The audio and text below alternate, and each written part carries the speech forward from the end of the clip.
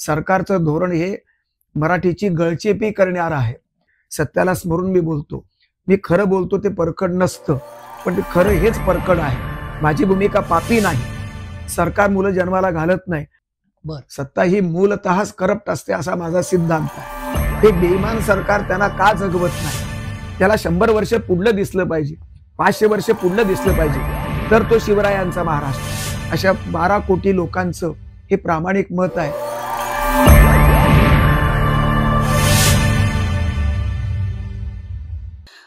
Sir, सध्या महाराष्ट्रात गाजणारा विषय आहे हिंदी भाषेची सक्ती.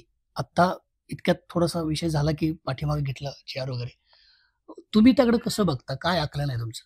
उशिराचं शहाणपण आहे, पण सरकारला येऊ, समाजाला येऊ, केव्हाही शहाणपण आलं तर केव्हाही ती चांगली गोष्ट आहे.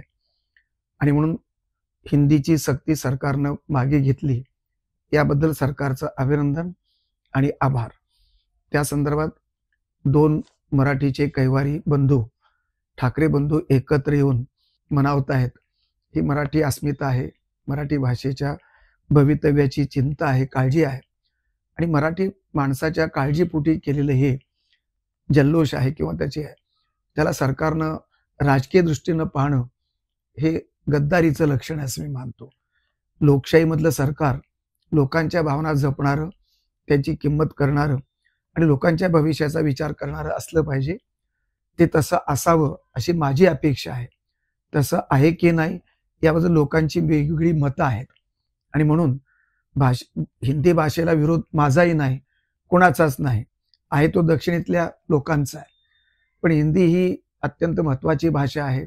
इंग्रजी सुद्धा ज्ञानभाषा आहे. रशियन भाषा असो, जर्मन भाषा असो, तामिळी असो, पंजाबी असो, सर्व भाषा या भगिनी आहेत. आणि सर्व भाषा भगिनींचा व्यवहार, त्यांचा वाङ्मयीन व्यवहार, त्यांचा सामाजिक व्यवहार जगाच्या नकाशात अत्यंत सुलभपणे चालावा. सगळ्या भाषा जिवंत राहाव्यात अशी माझी बहुभाषिक समाजाचा एक नागरिक म्हणून माझी स्वतःची कल्पना आहे. आणि म्हणून कुठल्याही भाषेला मी विरोध करत नाही. पण मराठी मातीचं अन्न खाऊन, मराठीचं पाणी पिऊन, मराठी राज्यामध्ये नकाशामध्ये हिंदीची सक्ती, आणि तेही लहान मुलांना सक्ती, फक्त लहान मुलाच्या सक्तीविरुद्ध मी फक्त हिंदीच्या संदर्भात आहे. लहान मुलांचं मन हे कोवळं मन आहे. सोन्याच्या छोट्याशा तराजू इतकं मन असतं. आणि त्या तराजूमध्ये तुम्ही 10-10 किलोचे वजन टाकावेत अशा प्रकारची हिंदी, बोलीभाषा, मराठी, इंग्रजी अशा सगळ्या भाषांचं ओझं त्यांच्या कोवळ्या मनाच्या 5-6 वर्षाच्या मेंदूवर टाकलात तर तो मेंदूचा खिचडा होऊन जाईल, मेंदूचा भणका उडेल. आणि ही संबंध शोकांतिका परवडणार नाही. बालमनाची शोकांतिका म्हणजे उद्याच्या महाराष्ट्राची शोकांतिका आहे. आणि म्हणून सरकारनं ही सक्ती करून बालकांचं मन तर विदीर्ण केलंच, पण मराठी भावी संस्कृतीला त्यांनी सगळं आग लावल्याचा प्रकार झालेला आहे. आणि म्हणून माझं राजकारणी, मला कुठलं मत मागायचं नाही. मी शिवसेनेच्या, उद्धव ठाकरेच्याही शिवसेनेचा नाही, ठाकरेच्या मनसेचा नाही, मी कुठल्याच पक्षाचा मेंबर नाही. माझा पक्ष आहे मराठीचा. माझा पक्ष मातृभाषेचा आहे, मातृभूमीचा आहे. आणि माझा पक्ष आहे सत्याचा. आणि लहान मुलांचा कैवार घेऊन मला असं म्हणावं, मानसशास्त्रज्ञ जे असतात त्यांचं ओपिनियन सरकारनं घेतलेलं नाही. सायंटिस्ट लोकांचं ओपिनियन त्यांनी घेतलं नाही. शिक्षण तज्ज्ञाचं काय मत आहे या बाबतीत त्यांनी घेतलं नाही. आणि म्हणून सरकारचा निर्णय हा हिंदी आणि मराठी याच्यामध्ये भेद निर्माण करून राज्य करण्याचा होता. हिंदीच्या संदर्भातलं राष्ट्रीय अशा प्रकारचं धोरण एका विशिष्ट भाजपच्या पक्षाचा आहे, त्याचा तो स्वार्थांध अशा प्रकारचा अजेंडा होता. हे सिद्ध झालेलं आहे. आणि म्हणून हे धोरण त्यांना परत मागे घ्यावं लागलं. आता ते नरेंद्र जाधवांची कमिटी त्यांनी नेमलेली आहे. ते काय व्हायचं ते हो, पण नरेंद्र जाधवाच्या कमिटीनं सुद्धा हा निर्णय पुन्हा महाराष्ट्राच्या मातीत थोपवू नये. आणि ते मराठी माणूस सहन करणार नाही. फक्त 2 ठाकरेचाच विरोध आहे असं नव्हे, तर माझा कट्टर विरोध आहे. कारण मराठीचा कैवारी आहे, मराठीचा मी भक्त आहे. आणि मराठीची भाकरी खातो, पाणी पितो, त्याच्याशी मी इमानदारी करतो. अशा 12 कोटी लोकांचं हे प्रामाणिक मत आहे. आणि मुख्य म्हणजे डोळस पालकांचं मत आहे.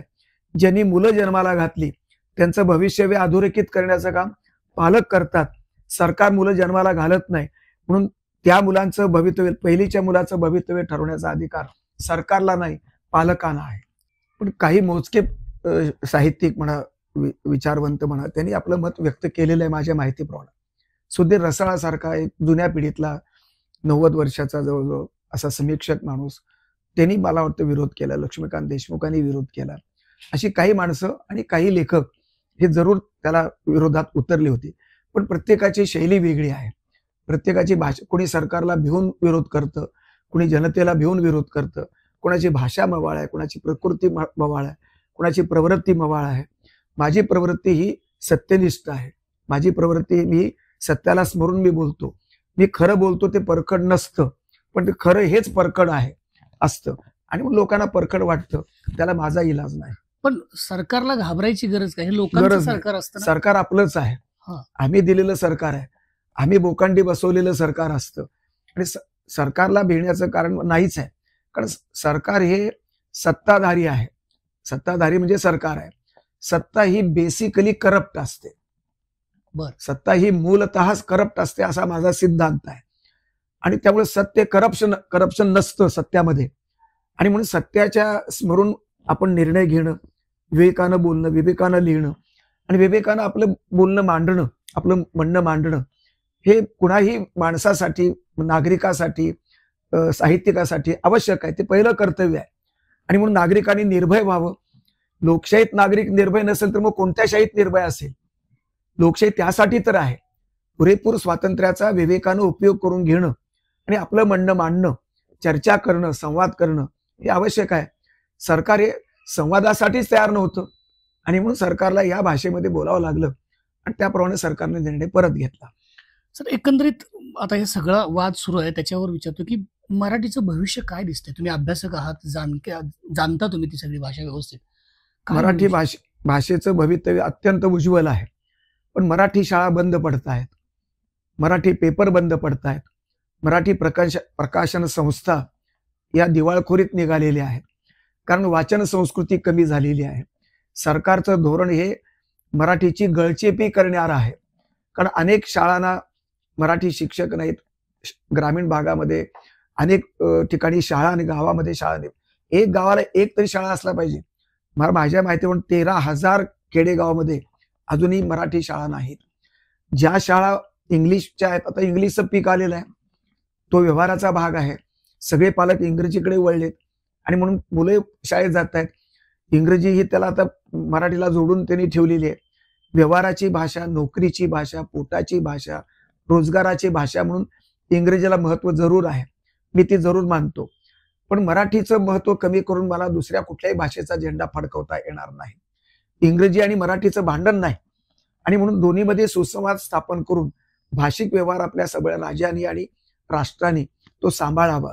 आणि अशा प्रकारे भाषिक साहित्य, भाषेचं संबंध, वाङ्मय, भाषिक व्यवहार हा जगावा. बोली भाषेला आता हळूहळू कमी होत चाललेत. अहिराणी भाषा, वऱ्हाडी भाषा, मराठवाडी भाषा, कोकणी भाषा या बोली भाषेमध्ये अत्यंत कमी वाङ्मय निर्माण होत आहे. हे बोलणाऱ्याची संख्या पण कमी आहे. पुन्हा आता फक्त रोजगार करणारी माणसं, कामगार माणसं, शेतकरी माणसंच फक्त ही बोली भाषा बोलतील आणि तेवढ्यापुरतंच मराठी शिल्लक राहील.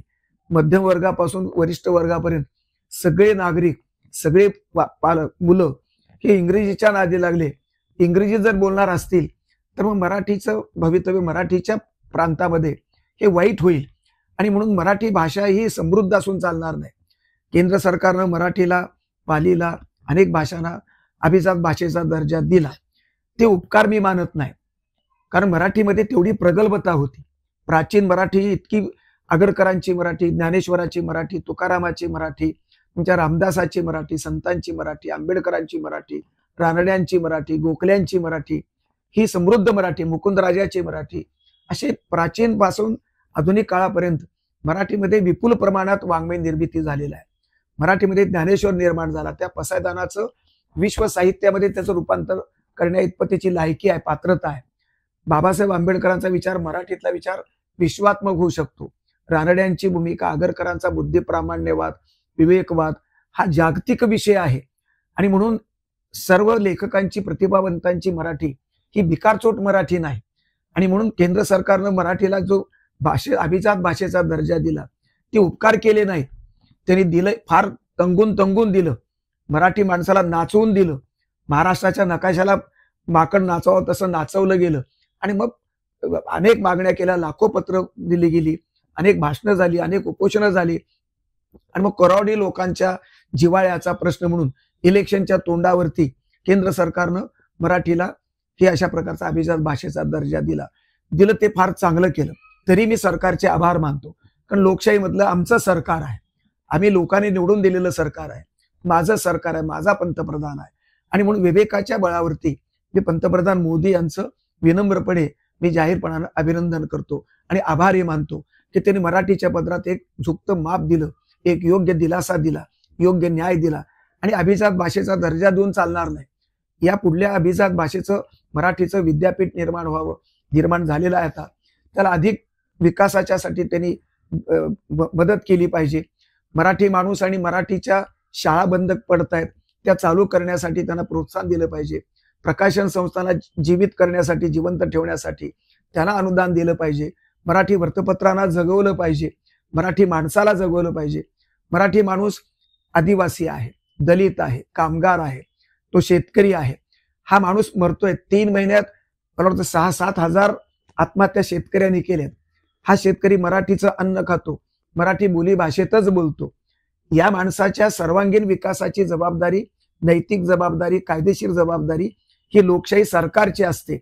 कारण लोकशाही सरकार हे कल्याणकारी सरकार आहे, त्याचा ध्येयवाद कल्याणकारी असतो आणि त्या कल्याणकारी ध्येयवाद या संबंध विसरल्यात झालेला आहे. कारण एवढ्या आत्महत्या कशा होतात? या 3 महिन्यातच झालेल्या आत्महत्या मला महत्वाच्या वाटत नाही. गेल्या अनेक वर्षापासून काँग्रेसचं सरकार असो, आरपीआयचा असो, समाजवाद्यांचा असो, कम्युनिस्टांचा असो की भाजपचा असो, शिवसेनेचा असो, अशा सर्व सरकारामध्ये या शेतकऱ्यांच्या आत्महत्या होत आहेत. दरवर्षी शेतकरीच का मरतो हा प्रश्न मला सुटलेला नाही. शेतकऱ्याच्या मरण यात्रा भोवताली चालू आहेत आणि आम्ही मध्यमवर्गानी, वरिष्ठ वर्गानी त्या संबंध मरण यात्रा भोगत आम्ही जेवावं, गोडधोड खावं ही लाजिरवाणी गोष्ट आहे. मला माझी लाज वाटते. मी मराठी असल्याची लाज त्या ठिकाणी वाटते. हा मराठी माणूस श्रम करतो, कष्ट करतो, इमानदार आहे, काळ्या माईशी इमानदार आहे, आपल्या आईबापाशी इमानदार आहे, आपल्या परंपरेशी इमानदार आहे, मराठी संस्कृतीशी इमानदार आहे. अशी इमानदारी ठेवून सुद्धा हे बेईमान सरकार त्यांना का जगवत नाही? सरकार ही बेईमान संकल्पना आहे. ते काँग्रेसपासून ते भाजपपर्यंतचे सर्व सरकार, मी पक्षपात करत नाही, सत्ताधारी हे इनडायरेक्टली बेईमान असतात, कारण ते इमानदार राहत नाहीत. कष्टकऱ्याशी इमानदारी अपेक्षित आहे. ते टाटा बिर्लाशी इमानदार राहून चालणार नाही. अदानीशी इमानदार, कोणी पहिल्या अंबानीशी इमानदार राहील पहिलं सरकार, तर दुसरं सरकार अडानीशी इमानदार राहील. अशा प्रकारची इमानदारी म्हणजे सर्वसामान्यांची बेईमानी आहे. मराठी मातीशी आणि मराठी संस्कृतीची बेईमानी आहे. अशा बेईमानीवरती जगणारी सरकारच मला योग्य वाटत नाहीत. ते आपल्या ध्येयवादाला न्याय देत नाहीत. खऱ्या अर्थानं माणूस जगवायला पाहिजे. माणूस जगवायला म्हणजे भाषा जगते, कारण माणूसच भाषा बोलतो. जी भाषा बोलली जाते ती जिवंत भाषा आहे. नाहीतर भाषा मरण्यासारखी आहे. माणसं मेली म्हणजे भाषाच जगणार नाही. आणि म्हणून भाषेच्या मरणाला सरकारच इनडायरेक्टली कारणीभूत आहे. कारण एवढे शेतकरी मेले, हजारो शेतकरी दरवर्षी मरतात. एखादा मंत्री का मरत नाही? तो मरावा असं मी म्हणत नाही. माझी भूमिका पापी नाही. मी पुण्य पेरणारा माणूस आहे. आणि म्हणून या संबंध पातळीवरती विचार करताना सरकार ही संकल्पना लोकांच्या उपयोगी पडली पाहिजे. त्याला 100 वर्ष पुढलं दिसलं पाहिजे, 500 वर्ष पुढलं दिसलं पाहिजे, तर तो शिवरायांचा महाराष्ट्र.